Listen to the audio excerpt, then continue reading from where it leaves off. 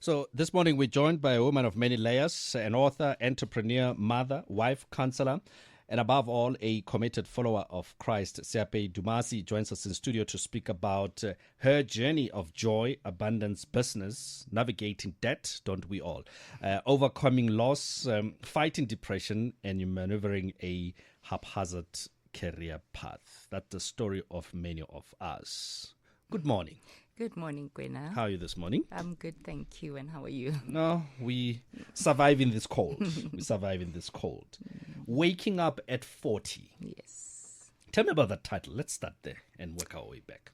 Okay, let's talk about the title, Waking Up at 40. So about 3 years ago, I turned 40. And before that, shortly before that, God had spoken to me about writing a book. Firstly, I wanted to write a recipe book. Due to my profession, I'm a caterer by profession, and because of the demand from my clients, I decided, okay, let me write. It's too early. It's never too early to eat seapehi. It's too early. So I thought, okay, I'm writing a recipe book, and as I was about to pen down the recipe book, God said, no, you're writing a story. And I said, God, what would I write about? I don't think my life is that interesting. And he just started giving me chapter by chapter. And he said that I'm doing a new thing. You are writing a book. And subsequently the name came about, Waking Up at 40. What is the book about? What were you writing about? Okay. What was the message that came through? So the message, the common thread of the book is waking up people to purpose. I'll speak for me specifically. I was in the wilderness for quite a long time, and shortly after turning 40, I was woken up to purpose. And so let me just say the book appeals to a wide range of people, wide range of audience. It relates to a married couple who's newly married. I speak about the ins and outs of marriage, the do's and don'ts, as I have experienced it. I speak about entrepreneurship. I'm very vulnerable in that chapter where I speak about my husband and I going into big businesses, failing multiple times, and also the importance of, as a child of God, taking heed to God's instruction before you jump into any business. I speak to the young high school student that says, I've got low self-esteem. I tackle that as well. I speak about the sacred homemaker, the suitable helper, which is one of my favorite chapters in the book, where I go into especially young women who says, in my home, I see recurrent cycles, recurrent patterns, evil patterns. Why is this happening in my home? So I address that. I address being a pillar of the home, a spiritual gatekeeper of the home. I speak to the corporate person. So it's a journey of my life, of where I've been. The corporate person who says, I'm lost. Why am I here? And a corporate person who says I'm not in purpose, a corporate person who says I am in purpose, but I see there's someone in my organization that is not in purpose. How can I help lift that person up? Yeah, and let me speak about the last chapter, which is where it all started. It's called In the Kitchen with Moabelo, where I pen down my recipes. Eventually. Okay. That's where it starts. So Vele, life begins at 40. Was that the whole thing? For me, yes, definitely. I don't remember. I turned 40 10 years ago, so I don't remember. It's been a long time ago that I turned 40. So. Yeah, for me, definitely. Tell me about, just as you say, it's almost that you're documenting some of the challenges and how you overcame them. What would you say then, from your perspective, has been the one thing that carried you throughout those challenges, as you say, loss, business, and even in the good times, as it were? Yeah. For me, what has kept me, let me say, sane is my relationship with God. Through the whole journey, I've managed to hone a stronger relationship with God. Through every challenge, through every valley, my relationship with God has become more intimate. Yeah. As you were writing the book, you mentioned that there's different facets of the book itself. What was that process like for you? And especially from what you're saying, that it was not necessarily you, but it was, I guess, a higher power that was pushing you to put pen to paper. What was that process like? What came out, it was quite a difficult process because obviously it was not me writing.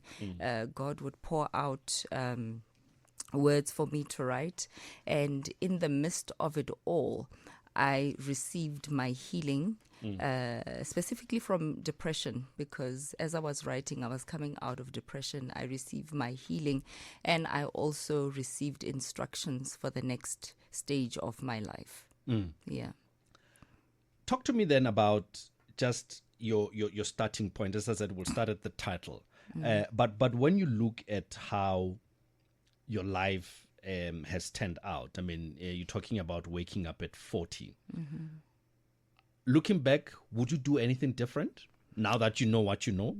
No, I wouldn't. I wouldn't. I believe that everything that we go through is God working things together for my good. I don't think that I would have done anything differently, more especially because, especially in recent times, I allow the Holy Spirit to take over. I allow God to lead me before I take any decisions from the flesh. So my mantra is obedience. Whatever God says I must do, I do. When he says move, I move. When he says don't move, I don't move. Yeah, so I don't have regrets. I appreciate the journey that I went through, and it has built me up to who I am today. Well, one of the biggest frustrations about, and I'm saying this as a Christian, as a praying man, that he takes his time. He does. Oh, he takes his time. Talk to me about that frustration, and especially as you navigate your way through work and relationships, and you're just thinking, but Chief, when are we finally making that breakthrough? Because we are taught as good Christians that, your time will come. Be patient. But sometimes we're human. We run out of patience. Yeah. Tell me about that aspect when you felt that, okay, but now you're taking your time. Yeah. Yes, I understand, but you're taking your time. I tend to, I've got a lot of patience. Let me start from that viewpoint I'm a very patient person. And I tend to focus or zone in on the fruit of obedience, right? God will say something, and then I'll obey, and it takes forever to manifest. But I tend to focus on the fruit of what I obeyed. Number one, I focus on the peace that it gives me when I obey God. There's this unexplained peace that overcomes you when you obey God's instruction, right? And then there's this knowing that you are in alignment with God, with the will of God, his purpose and his mission about your life. So you are steady. There's also an assurance that he is directing each and every step, right? I'll give you an example. I had an event about 2 weeks ago.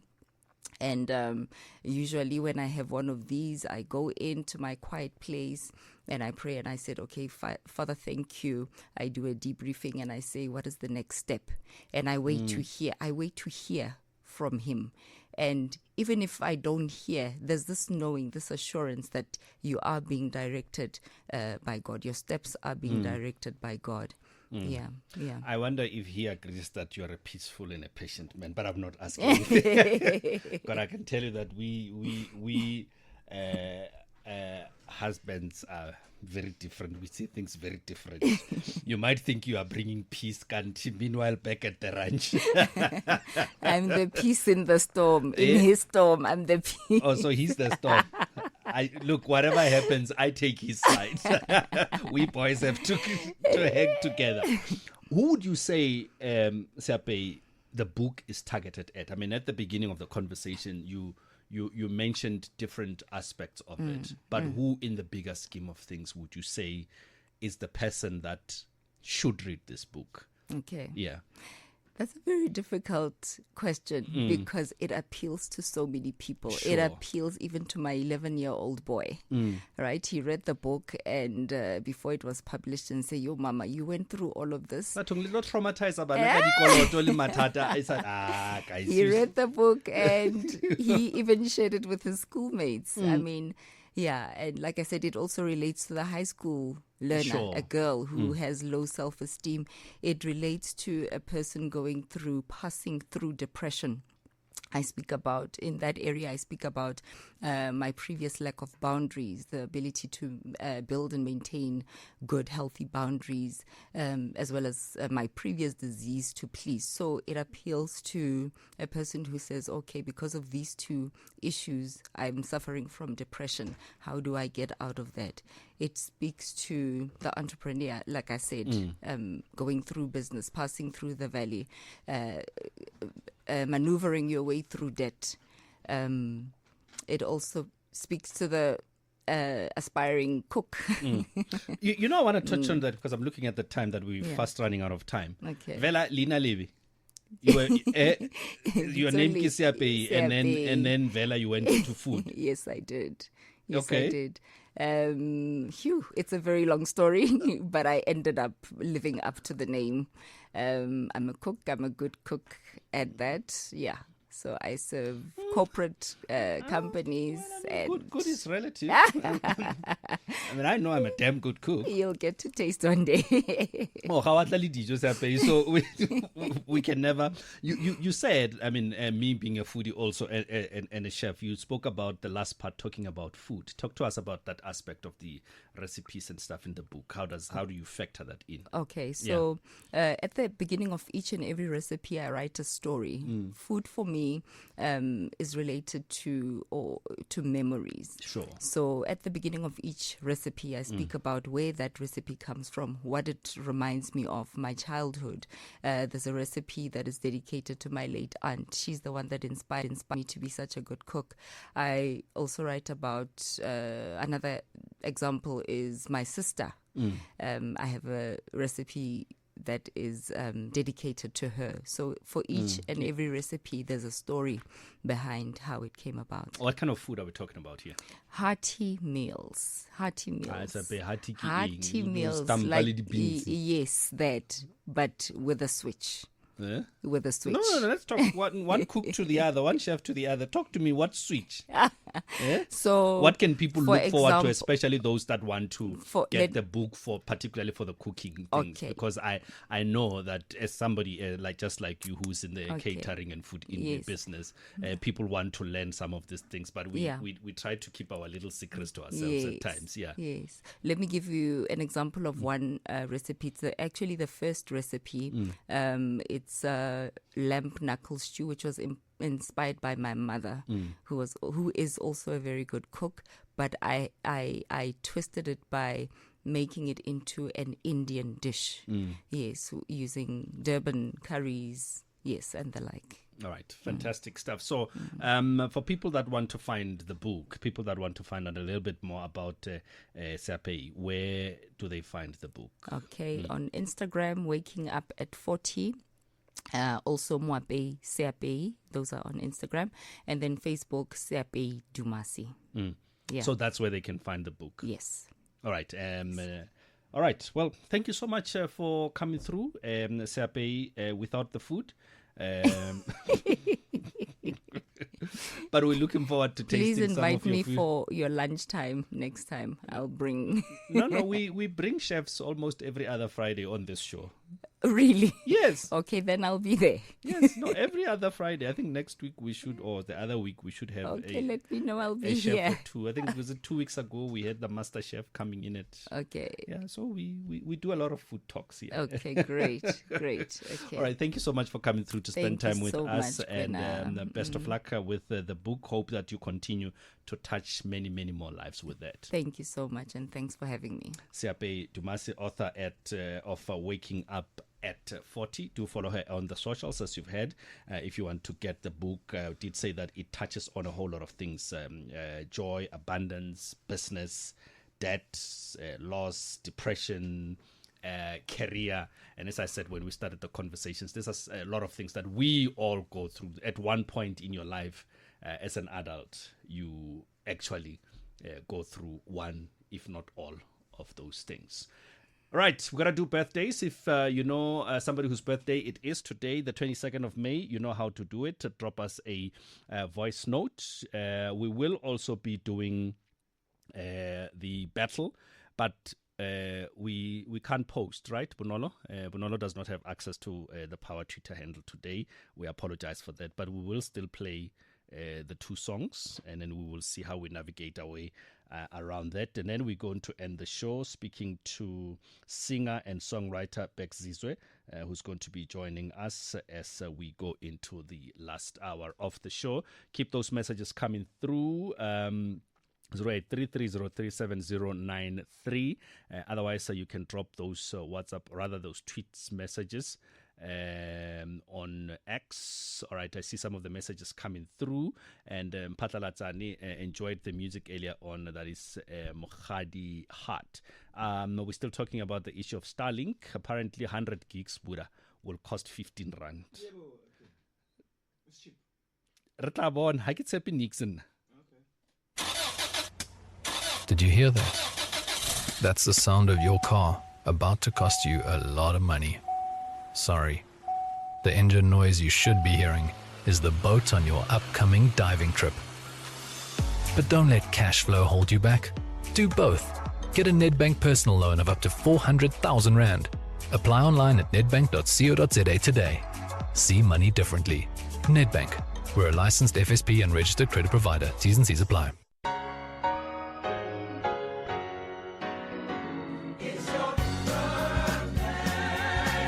It's the day that you were born. It's the day your mama brought you home. It's a special day. Let us celebrate. Yeah. Happy birthday. Happy birthday. I'm gonna celebrate with you. Time to celebrate. Tell everybody. Come on, y'all. Celebrate on your birthday. Come on, y'all. Hey.